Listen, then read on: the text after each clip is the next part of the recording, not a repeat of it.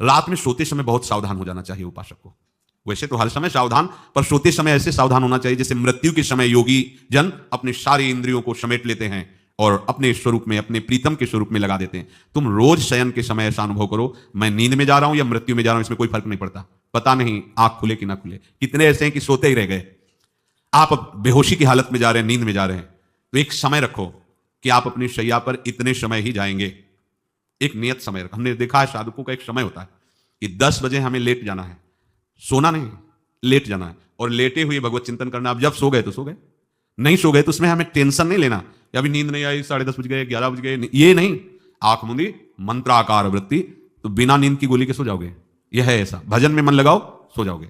जिनको नींद ना आती हो उनके लिए सही दवा है, आप नींद का चिंतन न करके प्रभु का चिंतन करने लगो। देख लेना आप कब सो गए पता नहीं चले। और अगर सौभाग्य से नींद ना आई तो नींद में जो इंद्रियों को पुष्टता मिलती है वो होता है संसार का विस्मरण। नींद में खास बात क्या होती है कि संसार का चिंतन छूट जाता है, फिर वो मस्त हो जाता है। उसमें जो ऊर्जा शक्ति जागृत होती है। संसार के चिंतन से ऊर्जा शक्ति नष्ट होती है, तो 4 घंटे 5 घंटे संसार के चिंतन से रहित पड़ा रहा सुषुप्ति में, तो उसे ऊर्जा शक्ति फिर आ गई। और अगर 4-5 घंटे आप प्रभु के चिंतन में रहे तो संसार का चिंतन छूटा, आनंद सिंधु का चिंतन हुआ, तो ये नहीं होगा कि आज रात्रि सोया नहीं तो बहुत टेंशन है, परेशानी, ऐसा नहीं होगा। भीष्म जी आज्ञा करते हैं रात्रौ च कृष्णम। ये बहुत सावधानी की बात, प्रायः इस सावधानी में नहीं रहा जाता। बचपन से सदगुरुदेव भगवान ने यही शिक्षा दी थी, गुरु कृपा से ऐसे उपदेश मिले थे। सोते समय कोई वार्ता नहीं, कोई अन्य चिंतन नहीं, चुपचाप अपने मन को हटाकर केवल इष्टमय करो। कब नींद आ जाती है इसकी चिंता मत करो, इष्टाकार वृत्ति करके ही सोना चाहिए। तो आगे जो लिखा है पुनरुत्थिताये, जब उठो तब ऐसी वृत्ति, तो कुछ दिन बाद स्वाभाविक हो जाएगी। स्वाभाविक हो। अपने तो इतना तक देखा है कि जैसे आधा पद में होश रहा और निद्रा आ गई, तो जब चेतना आई तो उसी पंक्ति से जहां से होश गायब हुआ था उसी पंक्ति से जागरण प्रारंभ हुआ।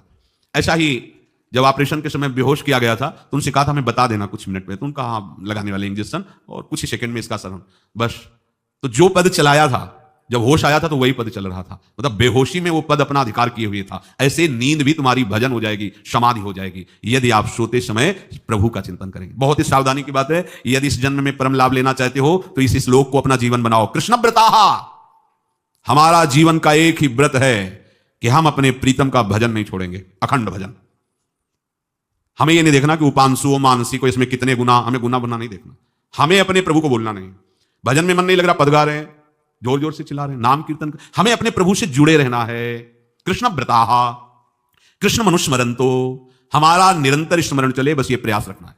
जब निरंतर स्मरण की बात कह दी तो फिर आगे कुछ कहना नहीं चाहिए, पर खास बात इसीलिए कहा जाता है कि आप समझ जाओ। रात्रौच, जब कोई भी ब्रह्मचारी, कोई भी उपासक, कोई भी बैरागी, त्यागी, महात्मा सोते समय सावधान हो गया तो उसकी रात्रि बहुत गलत जाएगी। खास जब आप सैया पे शयन करते उस समय असावधानी हुई तो विकार छा जाएगा, ध्यान रखना। आपका चिंतन गलत हो जाएगा, आपकी चेष्टा गलत हो जाएगी। जागृत में ना सही तो स्वप्न में। आप सावधान उस समय जरूर रहिए और उतना ही विश्राम कीजिए जितना आवश्यक हो।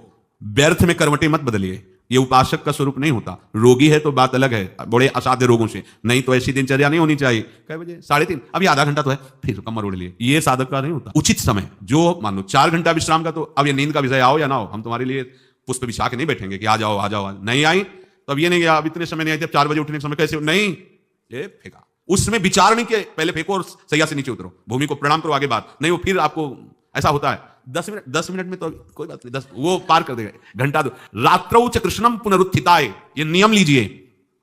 सोते समय आप बिल्कुल मृत्यु दशा की स्थिति लाइए, जैसे मरने वाला नहीं होता, सब जगह से मन हटाकर। और सच्ची है, पता नहीं आंख खुले कि ना खुले, ये बड़ा धोखे का जीवन है। ये ऐसे हजारों लोग सोए और सोते ही रह गए। हमको धोखे में नहीं रहना। सुबह जग जाएंगे तो फिर भजन करेंगे, लेकिन हम बिल्कुल तैयारी में। तो जब ये था कि किडनी कभी फेल हो सकती, तो हमें ज्ञान तो था नहीं ऐसा उस समय, तो रात्रि में जब शयन का समय, तो कपड़े कौन थे, कोई पैंट शर्ट थोड़ी सा बटा, चला ऐसे रज लगाई, राधा वल्लभ जी को ऐसे बांधा, चरणामृत लिया, पूरी तैयारी में, क्योंकि पास कोई था नहीं। तो ये होता था कब मर जाए, कैसे बताएं कितना सुख, एकदम युगल चरणारविंद में तदाकार होते ऐसे। वो इसीलिए कहते हैं कि प्रतिकूलता और अव्यवस्था और दुख ये भगवत प्राप्ति का प्रधान साधन है। अव्यवस्था, प्रतिकूलता और दुख, ये अभ्यास उसी से। जब शाम के शयन करते तो पहले वृंदावन को प्रणाम करके और ऐसे भावना में प्रिया प्रिया कहते कि जैसे भी आपके हैं, अगर शरीर छूट जाता है रात्रि में तो आप धोखा ना करना, आप बुला लेना पहले। और कैसे बताओ उस समय कैसे भाव होते थे, कोई पास नहीं, कोई सुविधा नहीं, 1 रुपया नहीं, तो एकदम दैन्यता, एकदम कितना सुख मिलता, वो एकदम केवल भगवद आश्रित। तो रात्रौ च कृष्णम पुनरुत्थिताय, ये बहुत पकड़ने वाली बात है। रात्रि के समय कोई और चिंतन न बनने पावे। देखो आप, और उस समय खास करके विषय चिंतन बनता है, ध्यान रखना। दिन भर लड़ते रहोगे इंद्रियों से, और जब आप शयन के समय जाओगे तब वो अवसर ढूंढेंगे और आपको विषयों में फंसाने की चेष्टा करेंगे। कोई क्रिया या पूर्व में कोई क्रिया या कोई दृश्य या कोई बात, अगर कहीं मोबाइल से मित्रता है और बगल में रखा है तो भूल जाओ रात्रौ च कृष्णम पुनरुत्थिताय। जब तक नींद नहीं आती तब तक फिर वो ऐसी सामग्री डाल देगा कि वो बर्बाद हो जाओगे। साधक मान लो, हमारी प्रार्थना मान लो, हम मानते हैं कि आज के समय में यंत्र का बहुत बड़ा प्रभाव है। अब यंत्र का प्रभाव देख लीजिए, छाती पे मोबाइल होगा, यही धड़कन के साथ वो घंटी बजे और कुछ नहीं। ऐसा भगवान का खेल रचा है। और इसमें सबसे खतरनाक बात है कि आप जो चाहो देख सकते हो, जहां चाहो, जैसे विश्व की पूरी बात, पूरा विश्वात्मा है ये, विश्वात्मा सर्च करो। अब अगर साधक सावधान नहीं है तो समाज में तो ऐसे कट गया। एकांत में जब शयन के समय गया, उस समय मन आपको फंसाने की चेष्टा। प्रार्थना है, अगर आपके पास मोबाइल हो तो एक उसका समय रखो। अगर आपको ऐसा लगता है कि कोई परिस्थिति आ जाए, हम स्विच ऑफ किए तो एक और मोड कहते हैं, कोई फ्लाइट मोड, तो क्या मोड में लगा दो, सीधे मत रखो, मोड में लगा दूर रख दो। आप अपने चित्त को प्रभु में जोड़िए।